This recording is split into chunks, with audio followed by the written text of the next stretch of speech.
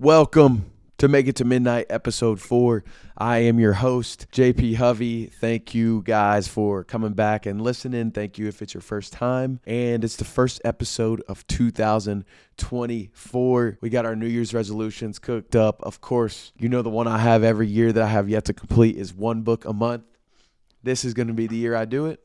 The book I'm reading, Ego is the Enemy. I'm sure in these next few episodes, I will be calling back to this book because I'm 30 pages in right now, and it is awesome. I've already learned probably 3 things in 30 pages. The author's name, his name is Ryan Holiday. He's huge into stoicism, super successful businessman, super successful at anything he's done, and highly recommend Ryan Holiday's things for you. This is my first thing I'm reading by him, but a lot of people recommend him. For this episode, it's going to be quick. I know I say that every week, but I'm getting quicker and quicker with it. I'm going to start introducing a quote of the day. After that, I'm either going to read a couple more stories, break them down a little bit, or share something that happened to me during the week, something that a friend maybe happened to them that they share with me that might be impactful for you guys to hear. So let's go ahead and get into the quote of the day. The quote of the day comes from the one, the only, the legendary Tim Grover. If you don't know who that is, he is the performance coach, was a performance coach of Michael Jordan, Kobe Bryant, Dwyane Wade, all of these different top athletes. When you see their mindsets, the things that separates them from everybody else, Tim Grover was the guy that these people hired to bring in, help fortify their mind, help them unlock their brain, the power of their brain, the power of their self-belief.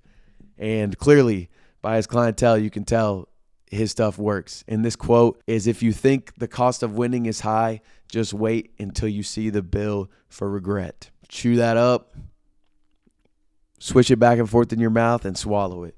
Because that quote, from the first day I heard it, it was one of my favorite quotes. I saw it in a TikTok reel. But when I first heard it, I really only thought about kind of just winning in the sense of whether it was in a sport or in work-wise. The cost of winning, we know the cost of winning is high. They teach it to you from when you're a kid. If you want to be the best at something, you got to work at it. And if you're going to work at it, you got to be prepared for the losses. You got to be prepared for the sacrifice. You're going to have to miss hanging out with friends. You're going to have to miss going on trips.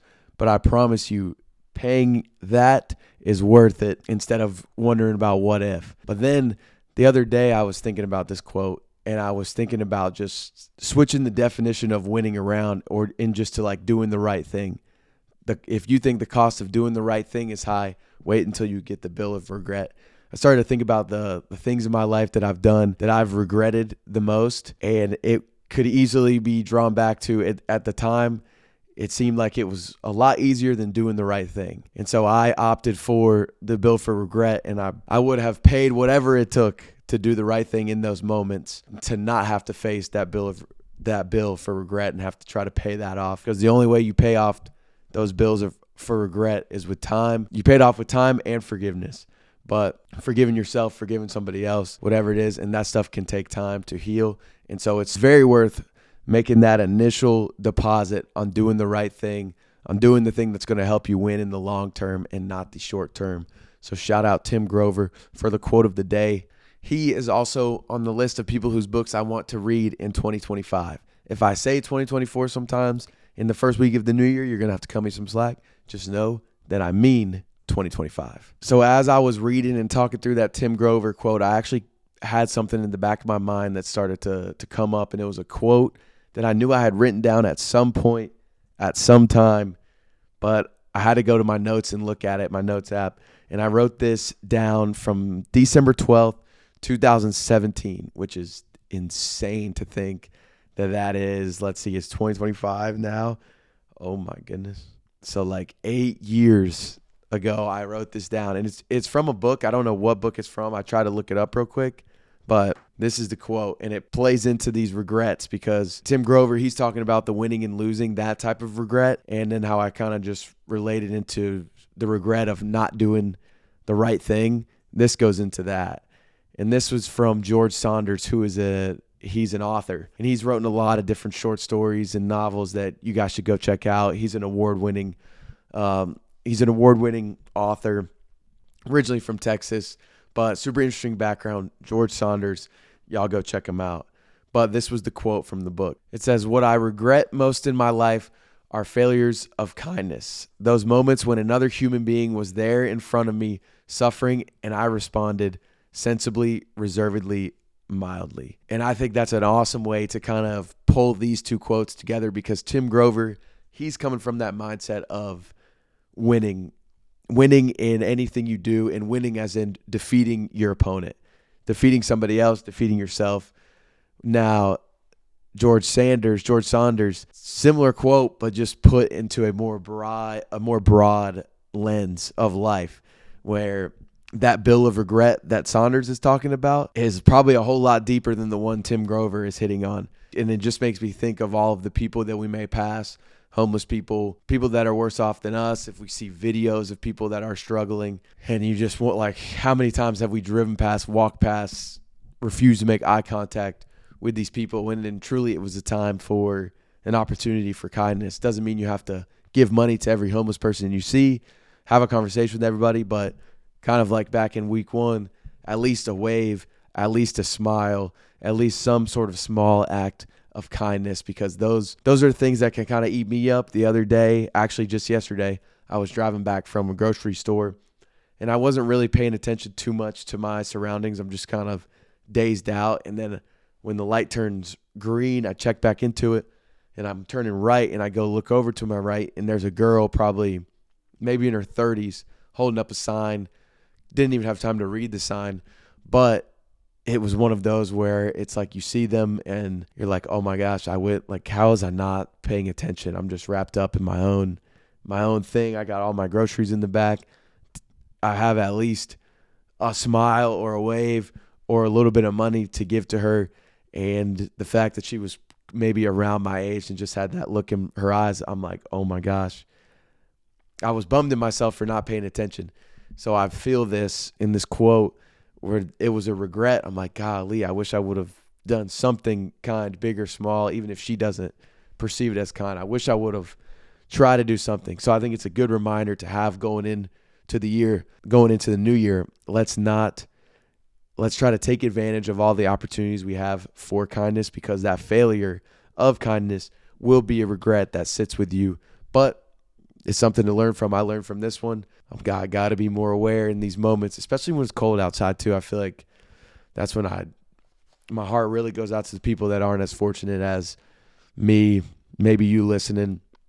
And the more I can be aware of it, the little small things of change are what makes the big one. So yeah, those are the, I guess, two quotes of the day, both centered around regret and how we can limit that regret through action, through kindness. And then to wrap up this episode, I'm going to share 3 super quick short stories. This first one is actually called 3 Stories. And it's also why I decided to do 3 stories today, because it's titled 3 Stories and it gives 3 stories, but it's the shortest piece of paper you have ever seen in your whole life. So here it is. Once, all villagers decided to pray for rain.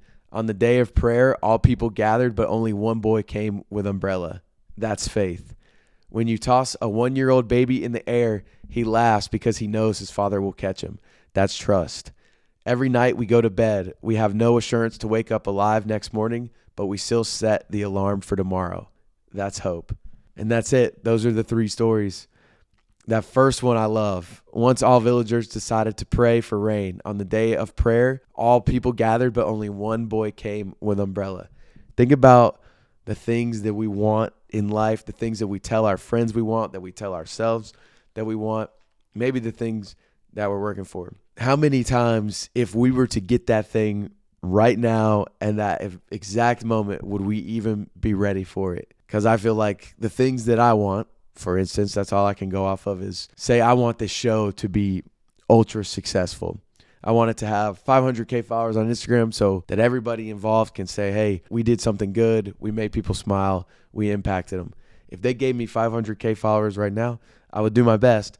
But ultimately, I wouldn't be the person I needed to be for that large of an audience, because I hadn't learned from the mistakes when I'm going back editing the video, when I'm trying to find stories, when I'm trying to get better at communicating. It wouldn't be as impactful because I wouldn't be prepared for it. You get prepared for it from putting in the work in the daily deposits that don't think in days, think in decades type of deal. And a lot of the things we ask for in life, we are not given because we're not ready for it, whether that's mentally, physically, spiritually, whatever it is. And so this is a good little reminder to keep it in check, because at least if you're asking for stuff, make sure you're prepared for it and do whatever you can to get prepared for it. The other two I love as well, but I just feel like that the one about faith is the one that really stuck with me. The alarm clock one is also awesome because, I mean, it's so true. It's always the most cliche thing out there of like, you never know when your last day is, but it's like, even if you are the most pessimistic person in the world, that you say you have zero high spirits, zero enthusiasm about anything, at the end of the day, you're getting up for work, and whether you believe it or not, it is, like the story says, you set the alarm because you're planning on being alive the next morning, and that's hope. You're unconscious for 8 hours. Anything could happen in those 8 hours, and even if you're negative, you still have that little bit of something in you that can be watered and can be grown, and that is hope. So hold on to that hope. The next story for you is called Everyone Has a Story. A 24-year-old boy seeing out from the train's window shouted, "Dad, look, the trees are going behind." Dad smiled, and a young couple sitting nearby looked at the 24-year-old's childish behavior with pity. Suddenly, he again exclaimed, "Dad, look, the clouds are running with us." The couple couldn't resist and said to the old man, "Why don't you take your son to a good doctor?" The old man smiled and said, "I did, and we are just coming from the hospital. My son was blind from birth, and he just got his eyes today. Every single person on the planet has a story. Don't judge people before you truly know them. The truth might surprise you." I think what's cool about this story is probably 10 years ago, this would pretty much be impossible. 10 years ago, this would be impossible for, say, a blind man to see. But with the technology that's out there now, you see so many of these videos on TikTok, wherever it is, of kids that maybe are colorblind and they get the glasses that help them see. You read about all the different things that are happening in that world of trying to help people see and hear, and how good everything is getting, so people are seeing for the first time. And what a superpower for a 24-year-old, seeing for the first time and being able to have that childlike perspective where everything's new, everything is shiny, everything is possible.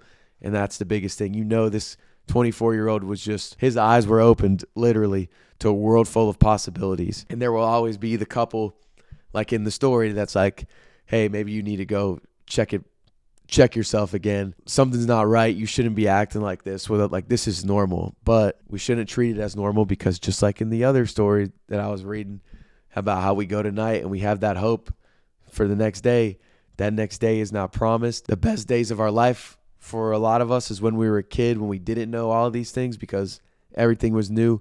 We were curious, and that curiosity is what breeds kind of the inspiration and the motivation to keep going out and searching for these new things to learn, new friends, new experiences, new everything. And now the final story. This is called The Best Seed. There once was a farmer who grew the most excellent wheat. Every season he won the award for the best wheat in his county. A wise woman came to him to ask him about his success. He told her that the key was sharing his best seed with his neighbors so they could plant the seed as well. The wise woman asked, "How can you share your best wheat seed with your neighbors when they compete with you every year?" "That's simple," the farmer replied. "The wind spreads the pollen from everyone's wheat and carries it from field to field. If my neighbors grew inferior wheat, cross-pollination would degrade everyone's wheat, including mine. If I'm to grow the best wheat, I must help my neighbors grow the best wheat as well. This is not only excellent advice for growing the best crops, but also advice for how to live your life. If you want to live a meaningful and happy life, help others find happiness." I think this best seed one is great for the content world, because people will try to get competitive. Even at work, you'll be competitive in any type of setting, whether it's content, whether it's sales, whether it's whatever. The best seed applies to it all. We all want the best seed.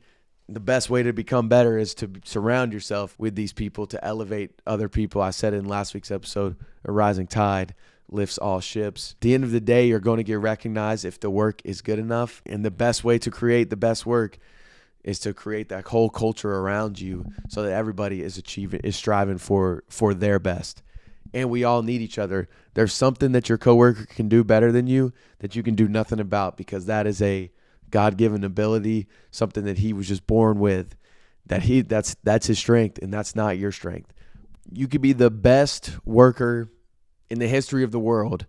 And there is something that one person will be able to do better with you just because, and there's nothing you can do about it.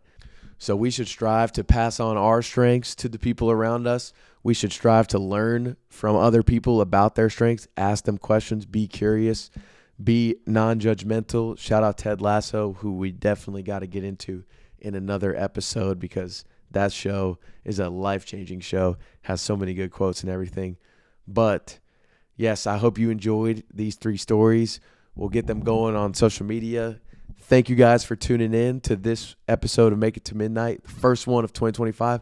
I can't miss a week in 2025. I got to post once a week, every week, and I need y'all to hold me accountable.